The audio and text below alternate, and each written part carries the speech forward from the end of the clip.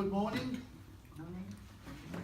Can I welcome all of you to our small but very select audience today on today's conference, Birmingham, hosted by the Birmingham TUC on Brexit, on jobs and services in the Birmingham and the West Midlands. Myself, if many of you don't know me, I'm Ian Scott, President of the Birmingham Trade Union Council, and to my right I have Richard Hatcher, member of the Executive Committee of our BTUC, and we have a list of accomplished speakers today.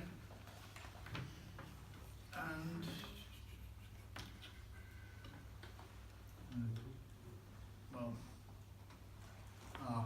yes, take a seat, take a seat.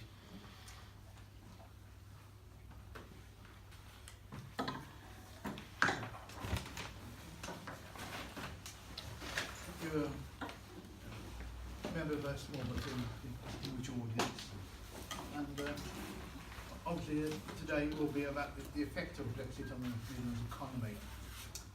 Okay, so without any further ado, I'll hand you over to Richard Hatcher. Okay, I just wanted to say a couple of words about why the Trades Council decided to organise this meeting.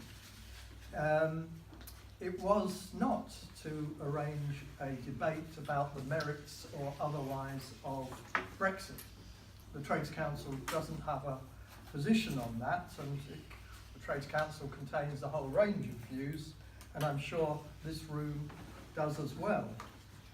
This meeting has a more modest aim, which is to help us, and through us, the trade union movement and working people in the city, to understand better what the impact of Brexit, whatever version it is, might be on the people of Birmingham and the West Midlands. And there is a lot of evidence and reports and discussions about what are the possible impacts. One of them, sources, is this very useful document that the City Council produced last November called The Impact of Brexit on Birmingham and the West Midlands. And if you go online, there is this summary version, which is about 30 pages, and a much longer 90-page version with lots of data and so on. Again, it doesn't take a position particularly, it just offers what are possible scenarios. And at the back of the room, there is a sheet that just lists the, no, it's not that sheet, that lists the sort of different sort of issues that we need to take into account. What the impact on trade might be, and customs arrangements and investment and just-in-time impacts and so on.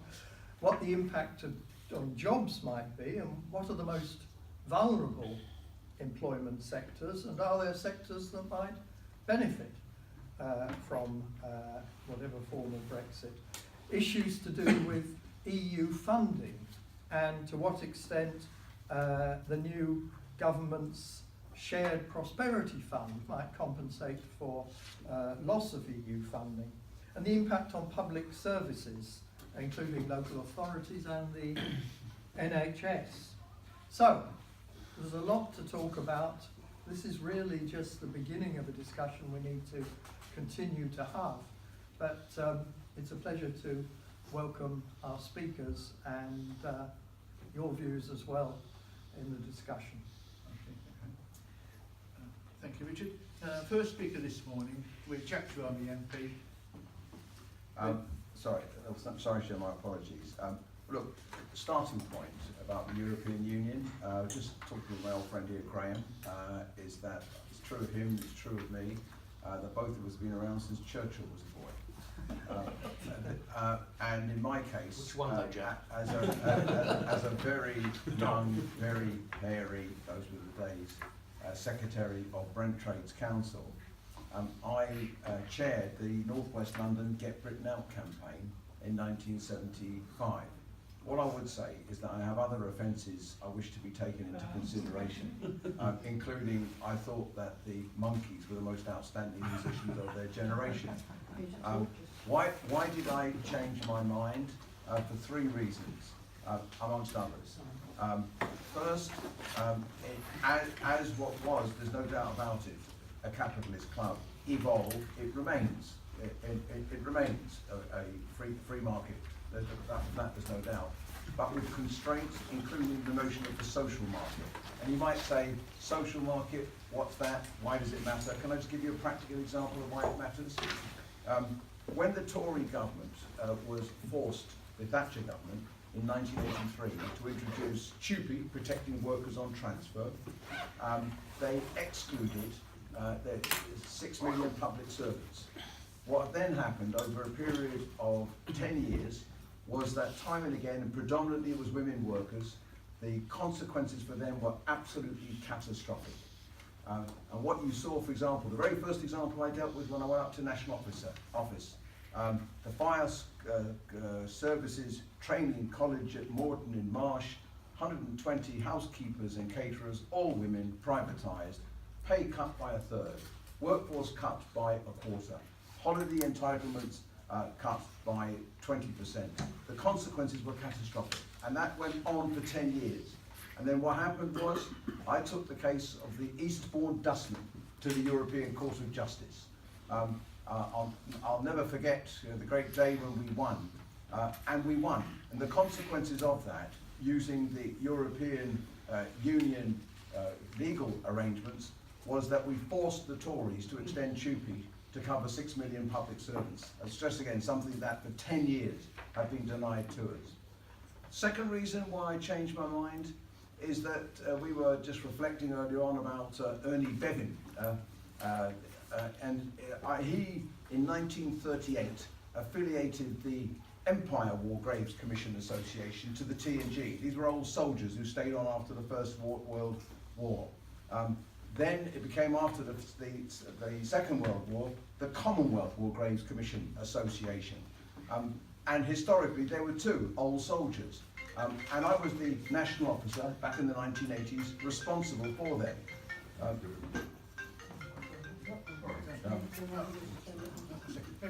Switch off your mobile phones, please. Yeah. Thank you, Joe. I was the national officer responsible for them. And to be frank, when I went there for the first time and went around the graveyards, I remember one near Arras, 3,000 who died trying to storm, you wouldn't even call it a hill, 3,000. And you went down the graves, 19, 18, 22, unknown, unknown. I came to recognise why there was that passionate desire in continental Europe, never again, where the two biggest wars in human history had seen the slaughter of millions. Third reason why I changed my mind was the automotive industry. I came to recognise that the nature of what was then, in the 80s and 90s, of evolving production techniques, including what we now call frictionless trade, just-in-time arrangements, meant that you had to have very close collaboration between this country and continental Europe in the economic best interests of the industry and our economy. And then that takes me on to the automotive industry and the Midlands. I'll never forget Tony Woodley, who I think was an outstanding General Secretary. It was a great convener in the Vauxhall plant. Tony evolved what I used to call the car industry model of trade unionism, because we got smashed, you remember, back in the 70s and the 80s. And we rebuilt strong, no nonsense, knew how to stand up for its members, hard-nosed, but also knew how to engage and act as an agent for change in promoting what I call the high pay, high quality, high productivity culture. He led the battle, do you remember, to save Rover collapsing. And then the second time round, by then he was General Secretary and I was Deputy General Secretary. And we worked night and day for months to try and avoid what was a complete catastrophe. I'll never forget the day. We thought we pulled off a deal with the Chinese. I'll never forget the day that 5,000 workers lost their job on the same day, and the two of us sat in the office and we were in tears because we knew what the consequences would be. Did we then say, that's it, damn it, we didn't? what we then did was to work with the industry and the workers in the industry. And so, for example, we saw the Automotive Council established in 2008. Then in 2009, on the back of the financial collapse, we negotiated, him and I, with our government at the time, the scrappage scheme, which saw 400,000 cars built and avoided the closure of any automotive factories. So I saw then just how important it was, the industry, to the Midlands. If I then come to Jaguar Land Rover, my first priority when I got elected was the future of the Jaguar plant. You'll remember well. It had been, to be frank, run down under Ford. It looked like it was deemed for closure. I'll never forget, Tata takes over, brings in these two gifted German industrial managers, Ralph Speth, still the chief executive, and we worked, again, almost night and day for 6 months, leading to the great announcement in October 2010, when we stood at the A gate on the Chester Road, and there was the world's press there, and he was there, Ralph and myself, and the shop stewards, where we said that the factory that built the Spitfire during the war and 2 generations of Jaguar after the war are now safe for the next generation. And I'll never forget on that day is that there was a guy, 50 odd, came up to me and he said, "I don't believe it, Jack," because the workers were stunned. They thought, we're gone. I'll never forget the day that when this particular incident, he came up to me and he said, "Jack," he said, "I don't believe it. My boy approached me this time last year and said, 'Dad, do you think I should go for a job in the Jag as an apprentice like you did?' It broke my heart, Jack," he said. I said to him, "I wouldn't, son, if I was you, the factory's doomed to close." And then he burst into tears and he said, I've just rung him. And I've said, "Get your application in." The factory then doubled in size from 1,400, you remember, to 3,300, And to tell you why it matters, just give you one other story. Back 5 years ago plus, together with Liam Byrne and Shabana Mahmood, we organised a job fair. 2,200 went through it, Birmingham Metropolitan College. The most popular display and presentation was by Jaguar Land Rover. A guy called Warren gets a job, big as an apprentice, big bear of a guy with a bushy beard. I don't see Warren again for about 4.5 years. We're parking up, Gordon and I, just down from our office in Mason's Road, and he was in Edwards Road, and I hear, "Jack," and I turn around, it's Warren. He says, come over. Comes over, he's moving into his little Victorian terrace house. He said, come inside. So we go inside and we see the tiles in the hallway and the Victorian fireplaces, and he comes out and there's his partner there, and his partner's mum and dad. And he says, "I don't believe it," he said. 10 years I was in and out of work. 3 years I was on a Tesco till. He said, "I had nothing wrong with being on a Tesco till, but I wanted to be an engineer. I got an apprenticeship. Now I'm qualified. I'm in a job which is secure, well paid, and that I love it." And he turned to his partner and he said, "And I'm moving into the house of my dreams with the woman of my dreams." Now, forgive me if I tell those stories. What does that amount to? Is on the one hand, back in 1975, I don't apologise for getting it wrong, but I did, and that the European Union ultimately absolutely mattered. On the other hand, those stories in relation to automotive, this goes to the heart of the regional economy, because this is the heart of England, and the heart of England is the automotive sector. And that's why it's absolutely critical that we get it right at the next stages. Because I tell you this, I'm always careful, and I know we're being recorded, so I'm not going to go into the full gory details, but I am aware of potentially very serious consequences that will flow other than we get it right at the next stages. Because what is on offer from Theresa May just is not good enough. It doesn't provide the long-term certainty necessary. She's going to struggle to get it through anyway because of Jacob Rees-Mogg and the European Research Group. And therefore, we are drifting towards a cliff on the 29th of March, or crashing out of the European Union without a deal that would protect the British national interest. And that would be catastrophic. It would be catastrophic for the guy, I don't know his name, who approached me and burst into tears back in 2010. It would be catastrophic for people like Warren, who want a bright future, and then suddenly that future is snatched away from them. And I used to say in the union that I'm a great believer at a different time. You either wring your hands in despair or you say, sod it, damn it, we're going to do what is necessary to protect the people that we represent.